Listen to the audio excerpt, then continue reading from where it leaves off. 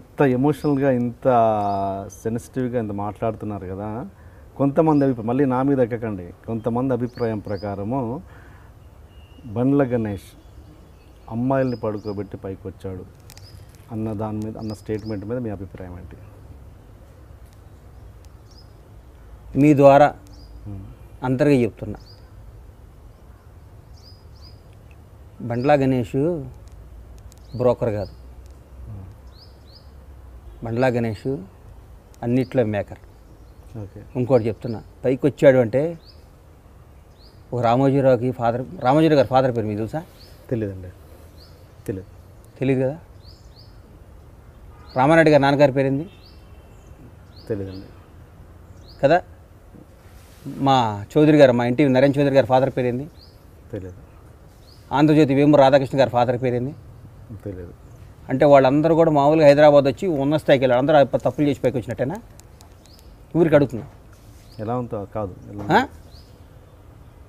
మీ మీద కాదు కాదు, మా ఊరు నేను అడిగిన దానికి మీరు ఆన్సర్ చేయాలి. అస్సలు కాదు. కాదు కదా. అస్సలు కాదు. పైకి వస్తే పైకి రానాడు, పని పాట లేనాడు, తప్పులు చేసే తప్పుడు నా కొడుకులు మాట్లాడే మాటలకి నేను రెస్పాండ్ అవను. నాకు జీల్ ఉంది, నాకు ఒక గోల్ ఉంది, నాకు ఒక ఏం ఉంది.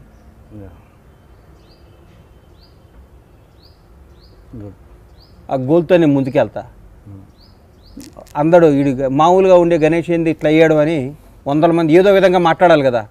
ఇప్పుడు నాకు పెద్ద డబ్బు మీద ఇంట్రెస్ట్ లేదయ్యా, అందుకనే మా ఊరు అరుగుల మీద కూర్చొని మాట్లాడుతుంటారు.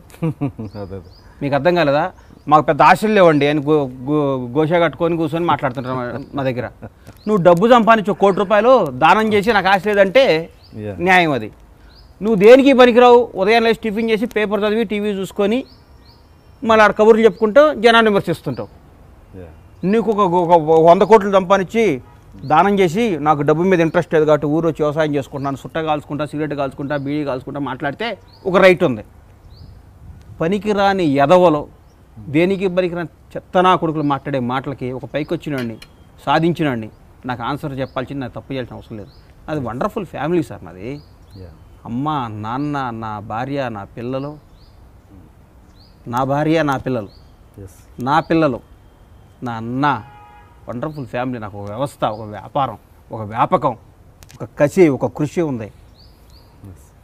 నాకు ఒక అద్భుతమైన స్నేహితులు ఉన్నారు. నాకు నేను బాయిలో పట్టం కాదు, బోర్లో పడ్డా లేపే స్నేహితులు ఉన్నారు నాకు. చెప్పాక మీకు, నాకు ఒక రంజిత్ రెడ్డి, ఒక జయంత్ అని నాకు అమెరికా నుంచి ఫ్రెండ్స్ ఉన్నారు.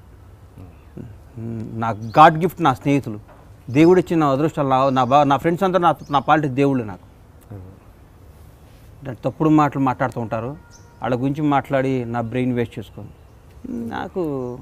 నాకు తెలుసు సార్, ఎక్కడ నొక్కాలో, ఎక్కడ మొక్కాలో, ఎక్కడ తొక్కాలో, ఎట్లా పైకి రావాలో నాకు తెలుసు సార్. నాకు అది బండ్ల గణేష్. మళ్ళీ లేస్తున్నారు 100%. రాబోయే 50 ఏళ్ళు ఈ పరమేశ్వర ఆర్ట్ ప్రొడక్షన్స్ బ్రహ్మాండంగా దిగ్విజయం కలుగుతుంది. నా పిల్లలు నిర్మాతలు అవుతారు, నేను స్టూడియో కడతాను, నాకు నా పిల్లాడిని కూడా ప్రొడ్యూసర్ చేస్తాను, డౌటే లేదు. పవన్ కళ్యాణ్ గారు అంటే మీకు విపరీతమైన అభిమానం. అంతకుముందు చిరంజీవి గారు అంటే కూడా అంతకంటే ఎక్కువ అభిమానం మీరు. ఇప్పుడు అంటే బయట ఆడియన్స్ పాయింట్ ఆఫ్ వ్యూలో నేను మాట్లాడుతున్నాను. అంటే ఇద్దరికి ఒక చిన్న గ్యాప్ ఉందన్నది ప్రతి ఒక్కరికి అనుకుంటారు. అది ఎంతవరకు నిజమో మీలాంటి వాళ్ళకి తెలియాలి. ఇప్పుడు ఇద్దరిని, బట్ మీరు మాత్రం ఇద్దరిని పొగుడుతుంటారు, ఇద్దరిని మొత్తం రిలేషన్ మెయింటైన్ చేస్తుంటారు. ఏంటి అసలు ఒరిజినల్ పిక్చర్ ఏంటి? వాళ్ళిద్దరికి గ్యాప్ ఉందని మీరు అంటున్నారు, కానీ నాకైతే అనిపిస్తుంది. ఓకే, ఇప్పుడు మీలాంటి ఇండస్ట్రీ వాళ్ళకి అది క్లియర్ పిక్చర్ తెలియచ్చు, బయట ప్రేక్షకులు మాత్రం వాస్తవంగా అదే కనబడుతుంటుంది. ఇద్దరికి ఏదో గ్యాప్ ఉంది. ఏం లేదు, గ్యాప్ లేవు, బోబు లేవు సార్. అంతేనా? ఊరికి పని పాట లేని టైం పాస్ వాళ్ళు ఉంటారు కదా సార్. టైం పాస్ పల్లీలు కొనుక్కొని తినుకుంటా కూర్చునే వాళ్ళు మాట్లాడే మాటలు అవన్నీ. మన ఆడియో ఖైదీ నెంబర్ 150లో ఆయన పవన్ కళ్యాణ్ పోతే గ్యాప్ ఉన్నట్ట రాలేదు. నేను అనేది రాలేదని అట్లా అంతకుముందు చాలా ఫంక్షన్ రాలేదు ఆయన.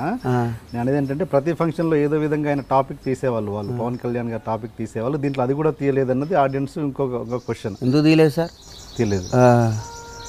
తీయలేదు అన్నది ఒక క్వశ్చన్. అంటే మీరు చెప్పండి అనేది, నాకు నా ఒపీనియన్గా చెప్పట్లేదు, ప్రేక్షకుల పాయింట్ ఆఫ్ వ్యూలో అడుగు. నా తెలిసేది ఏం లేదు సార్. ఓకే సరే, ఇంకో టాపిక్, సచిన్ జోషి.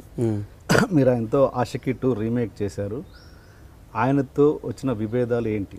నా జీవితంలో నాకు తెలిసి నేనేమన్నా అంటే తప్పు చేయటం జరిగితే నాకు తెలిసి నేను చేసిన తప్పు అదొక్కటే సార్. ఏంట తప్పు అసలు? నాకు సచిన్ అనేవాడికి నాకు పెద్ద పరిచయం లేదు. హమీద్ భాయ్ నా ఫ్రెండ్ ఉన్నాడని చెప్పా కదా ఇందాక. అవును. ఆయన పిలిచి సచిన్తో సినిమా చేయన్నాడు. సినిమా చేస్తాను అని చెప్పా. నాకు ఆయన హమీద్ భాయ్ అంటే మాకు మంచి ఫ్రెండు, మనకు అన్ని విధాల సపోర్టర్. ఆయన క్లోజ్గా ఉంటాడు. అడిగితే కాదని లేప చేస్తానని చెప్పా. నా బ్యానర్ ఇవ్వాలని ఉండేది కాదు. పరమేశ్వర ఆర్ట్ ప్రొడక్షన్స్ ఆయన మిమ్మల్ని అడిగాడా? మీరు నేను ఎందుకు అడుగుతా సార్? సచిన్ చేసిన మీరు అడగలేదు? బండ్లా గణేష్ అనేవాడి సంగతి మీకు ఏం తెలుసు? బండ్లా గణేష్ అనేవాడు చాలా డబ్బు వాళ్ళంత లేకపోయినా కానీ నా క్యారెక్టర్ కానీ నాకున్న ఫాలోయింగ్ కానీ నేను చాలా గొప్పవాడిని అందరు అని ఫీల్ అవుతా. లేకపోతే బతకలేను కాబట్టి. గొప్పవాడిని అని చెప్తే మళ్ళీ ఇది పొగరనుకుంటారు కదా అని ఫీల్ అవుతాను. లేకపోతే వచ్చి అడిగితే చేస్తాలే అని హమీద్ భాయ్ కోసం చెప్పామాట. చేశా. నా జీవితంలో ఏమైనా లాస్ వస్తుందంటే ఆ స్ట్రీట్లోకి ఇవ్వను. ఆ వీధిలో నడిస్తే లాస్ వస్తుందంటే ఆ వీధిలో నడవ నేను. లాభం వచ్చే స్ట్రీట్ 10 కిలోమీటర్ల దూరం నాకు వెళ్ళి అక్కడి నుంచే నడుస్తా. అట్లాంటి నా మైండ్ సెట్ అది. నేను నా బ్యానర్ అంటే అందరూ యాక్ట్ చేసే హీరోలు ఉండగా నేను బండ్లా గణేష్ అనేవాడు సచిన్ జోషితో సినిమా తీస్తాం అనేది మీరు నమ్ముతారా? ఆయన డబ్బులు పెట్టుకున్నాడు, ఆయన చేసుకున్నాడు, అన్నీ అయిపోయినాయి, చేసుకున్నాడు. ఆ సినిమాలో లాస్ వచ్చింది, నువ్వు తీసావు అన్నాడు నన్ను. నేను తీయలేదని చెప్పా.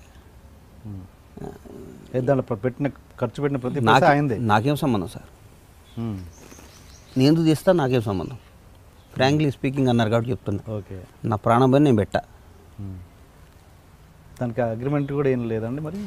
ఏమీ లేదు. అది చేశాడు, ఇది చేశాడు, అన్ని చేశాడు, కోర్టుకి వేస్తా అన్నాడు, వేసాడు, కొన్ని పిచ్చి పిచ్చి ట్వీట్లు చేశాడు. నేను పరువు నష్ట దావా వేశాను.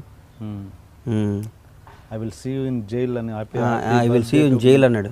వాళ్ళకి అలవాటు జైలు. వాళ్ళ నాయనకు వాళ్ళ చరిత్ర వాళ్ళ ఫ్యామిలీ. మాకు అట్లా అలవాట్లు లేవు. మాకు జైళ్ళు బయళ్ళు. మేము అగ్రికల్చర్ బ్యాక్గ్రౌండ్ నుంచి వచ్చాం కదా. అది అంత అంత గుడ్డిగా ఎలా ఇస్తారు కేసు? నాకు అర్థం కాదు. అంటే ఏమీ జరగకపోతే ఎవరు కేసా? అదే కేసు ఇదే. ఆ డబ్బులు సినిమా తీసాడు, నాకు డబ్బులు ఇవ్వాలి. ఆయన పెట్టుకుని ఆయన సినిమా తీసుకున్న డబ్బులు నా డబ్బులు నేను ఇవ్వాలంటాడు. సినిమాలో లాభం వస్తుంది సార్. సచిన్ చేస్తే సినిమా తీస్తే అంత పిచ్చాడు బండ్లా గణేష్ అనేవాడు. బ్యానర్ వేసేటప్పుడు లేదా తెలియదా మీకు అది? హమీద్ భాయ్ ఆయన కోసం చేశా. అరే మనకి నిలబడ్డాడు, ఆయనకి మనం నిలబడాలని వేసాం. Please do subscribe to iDream and hit the bell icon. Please subscribe to iDream. iDream ni subscribe cheyandi. Hi, this is Nidhi Agarwal. For more videos, please subscribe to iDream. And please subscribe. Please subscribe to iDream channel and subscribe. Press the bell icon for more updates. Subscribe to iDream.